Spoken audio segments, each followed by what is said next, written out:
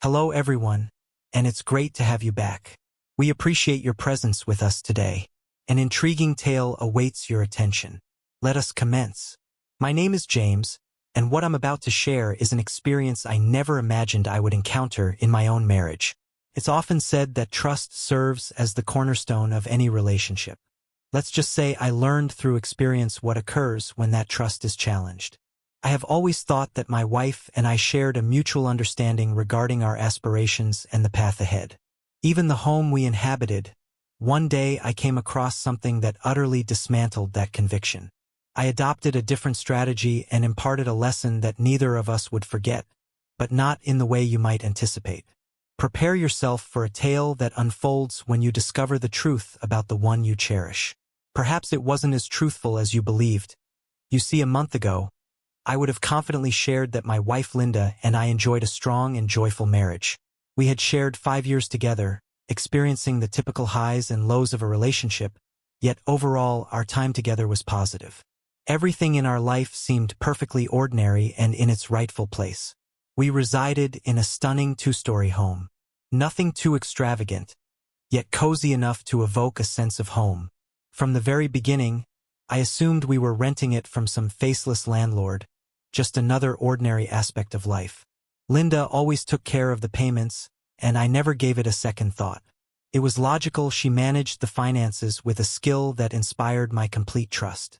Each month, like clockwork, I would transfer the rent to her, and she would handle everything else. It was a routine I never questioned, as it felt like a shared responsibility, much like buying groceries or paying utilities. Isn't that the way marriage operates? We share the expenses, help one another, and strive to maintain a harmonious life. At least that was my understanding. One evening, I found myself at home, seated at the kitchen table, meticulously sorting through a stack of paperwork. Those tedious adult obligations, bills, bank statements, insurance papers, all of that. I wasn't searching for anything specific, just attempting to bring some order to the chaos. It was at that moment I stumbled upon a folder that was unfamiliar to me. Intrigued, I opened it and was immediately met with an official-looking document featuring our home's address. At first, it didn't register as significant, but then I noticed the name. It wasn't just a random name of a landlord inscribed on the deed. For a brief moment, it was Linda's, and my mind struggled to comprehend what lay before me. It had to be an error, yet the more I examined it, the more perplexing it became. I began to sift through the folder, skimming each page, and that's when I stumbled upon the bank statements. Documents revealing that each rent payment I had made over the years was funneled directly into an account associated with Linda struck me with the force of an oncoming truck. Linda was more than my wife. She held the title of my landlord.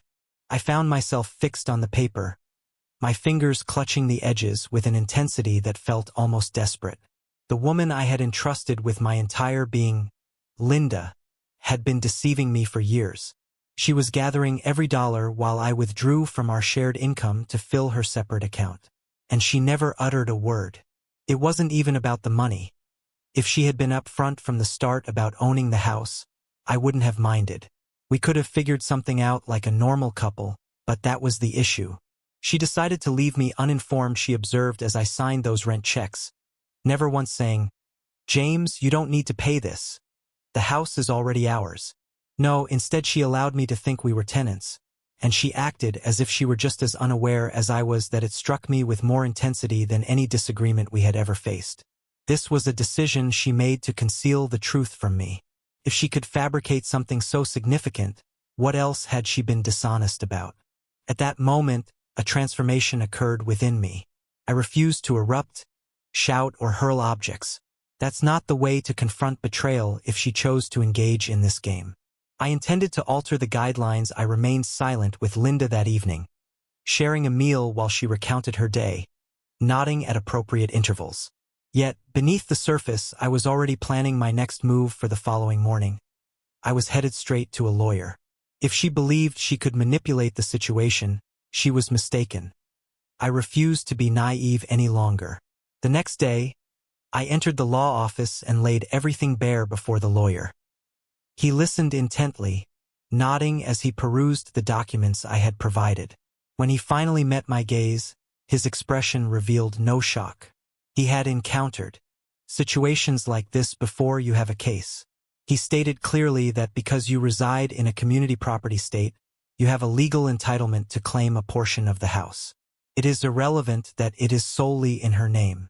Your financial contributions to it classify it as a marital asset. That news was like a burden being released from my shoulders. She had been deceiving me in a manner that might be viewed as financial fraud within the bounds of our marriage. The attorney informed me that I could take legal action against her, and if I decided to move forward, I had a solid opportunity to secure a claim on the property. Then, another piece of the puzzle clicked into place. He highlighted how my rent payments had been allocated for renovations, the new kitchen countertops, bathroom upgrades, and even the stylish backyard patio we had added last summer. Unbeknownst to me, I had played a role in increasing the property's value, but that investment was solely benefiting her. This realization meant I could pursue an ownership adjustment, as my contributions had directly enhanced the home's worth. I absorbed all of this, and it became evident to me. Linda had strategically chosen to keep me uninformed while reaping the rewards of my finances. But now, the situation had shifted. She had arranged the scenario to her advantage, yet overlooked one crucial detail. I was capable of playing intelligently as well. Without hesitation, I authorized the lawyer to move forward with legal action if she intended to maintain her secrets. She stood on the brink of confronting the repercussions. The expression on Linda's face when she opened that envelope will forever be etched in my memory. The clock struck 6 p.m. As soon as she stepped through the door after work, I found myself at the kitchen table, feigning interest in my phone, yet my eyes were fixed on her every action. She removed her shoes, let out a sigh, and picked up the pile of mail from the counter, bills and a grocery store coupon among them. And then she noticed it, the crisp, official-looking envelope bearing her name. She ripped it open nonchalantly, likely anticipating some dull paperwork. Yet, as soon as her gaze fell upon the initial lines, her whole demeanor shifted. I could observe the bewilderment taking root in her eyes as they flitted across the text, revisiting the words repeatedly as if she sought to reassure herself. She misinterpreted it. She blinked quickly, as if striving to escape a nightmarish vision. "James, what is this all about?" she finally inquired, her voice scarcely rising above a whisper. She gazed up at me, her hands clutching the papers with such intensity that I leaned back in my chair, maintaining an expression that reveals nothing precisely what it states. "Linda, I mentioned a legal action regarding a fraud complaint and ownership adjustment." She staggered backward, her palm pressed against the kitchen counter for support, her eyes shimmering with unshed tears. "Absolutely not, James." She hadn't, but I saw tears spill onto her cheeks as she took a shaky step toward me, her voice trembling. "As everything crumbles around me, I plead with you, James, please don't go through with this. Avoid bringing this matter to court. Let's discuss this, please."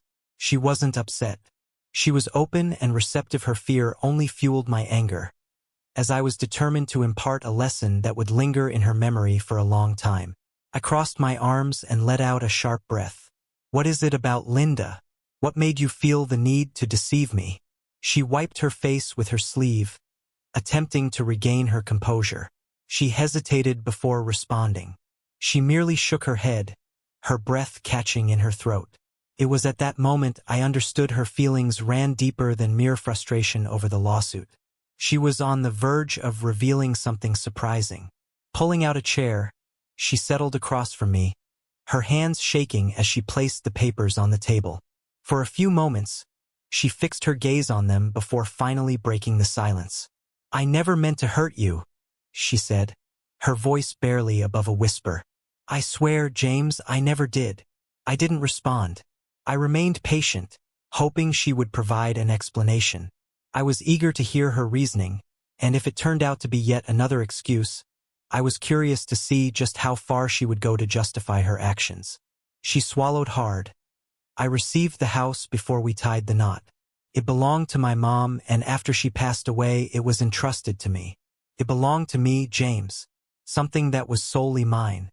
I inquired, "So, why didn't you tell me?" She released a shaky breath, her gaze flickering to the floor. Because I wanted to shield myself. I scowled. Shield yourself from my presence. She glanced upward, her head shaking swiftly. No, not from you, just from the unknown, from the what-ifs. I grew up witnessing my mom's struggles after my dad left. She was completely unprepared, without any safety net or financial cushion. With no safety net, she believed their union would endure. But when it crumbled, she found herself with nothing. She vowed that if she ever walked down the aisle, she would never allow herself to be in such a vulnerable state again. I leaned forward, my elbows resting on my knees. It seems you led me to believe we were renting. Perhaps I should pay you rent. Allow me to hold on to the notion that we were united in this, even when you seemed to be the one holding back just in case. Her face was wet with tears as she repeatedly shook her head. It wasn't that way. It wasn't about deceiving you. I simply struggled to find the right words to express myself without it coming across poorly. Initially, I convinced myself it was insignificant since we were sharing costs. Like any other couple, as time passed, I began to feel a sense of fear creeping in. What if you felt a surge of anger? What if it transformed your perception of me? A part of me grasped the essence of her words. Fear drives individuals to make unwise choices. Yet I couldn't overlook the truth. She had constructed our marriage on a falsehood, not out of distrust, but from a desire for control. So what now? I questioned. Do you expect me to simply forget it, to act as if it never occurred? She wiped her eyes once more, her voice quivering. No, I don't anticipate anything. I simply want to resolve this. I can't bear the thought of losing you, James. Please don't go. I gazed at her for an extended moment. The woman before me was not merely a cold-hearted swindler. She is my wife, and now she is crumbling beneath the burden of her own decisions. Yet, I understood that a union founded on concealment and ulterior motives could not endure. The real question was what path lay ahead for us. I carefully considered everything, balancing my anger with the truth of the situation. Was I truly hurt? Indeed, I felt a deep sense of betrayal. Absolutely, but was this worth destroying our marriage? Probably not. She made a selfish choice, believing she was safeguarding herself, and to be honest, I wasn't without fault either. I had placed my complete trust in her regarding everything about the house, never once questioning her actions. Perhaps that was my error as well. After much contemplation, I reached my conclusion. I informed her of my intention to withdraw the lawsuit. However, this matter would not be brushed aside as if it never occurred. Changes were necessary, I expressed it clearly. This went beyond the house. It was about trust and how we navigated our relationship together. Marriage is not a transaction where one party has all the power. It's not about exerting dominance or maintaining security measures. If you're involved, then you're fully committed. Linda chose to prioritize herself, neglecting the needs of us, and that had to change. I made it clear that without trust, there can be no security in marriage. If she truly wished to safeguard our future, it was essential for us to unite as partners rather than act as adversaries engaged in a financial game behind one another's backs. Linda paid attention this time, and when she spoke, she refrained from defending her actions. She took responsibility, she embraced it fully. She expressed her heartfelt regret, not only for the deception but also for the impact that deception had on our marriage. She acknowledged her mistake and vowed to never hide financial matters from me again. That was the moment we finally engaged in the discussion we had postponed for far too long. We organized all our savings, investments, and long-term aspirations.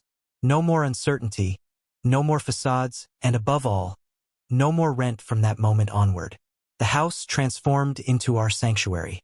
It's not merely an obligation I unwittingly contributed to.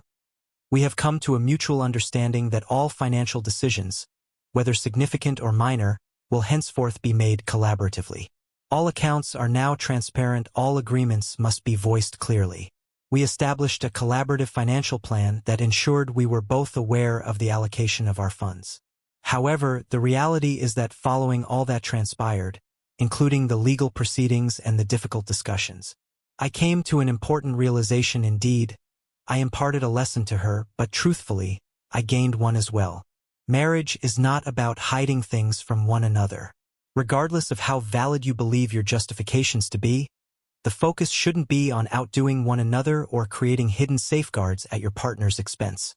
It's all about open communication and truly functioning as a team. The instant you start viewing marriage as a competition where only one person can come out on top, both of you end up losing.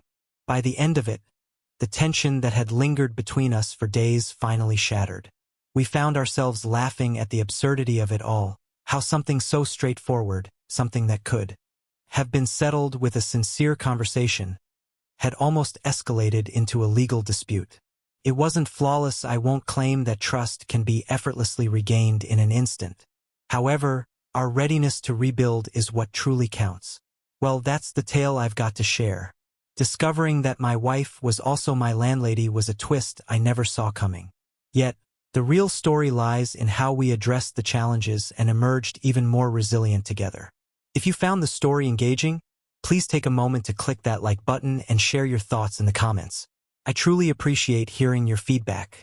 Thank you for tuning in, and I'll see you in the next installment.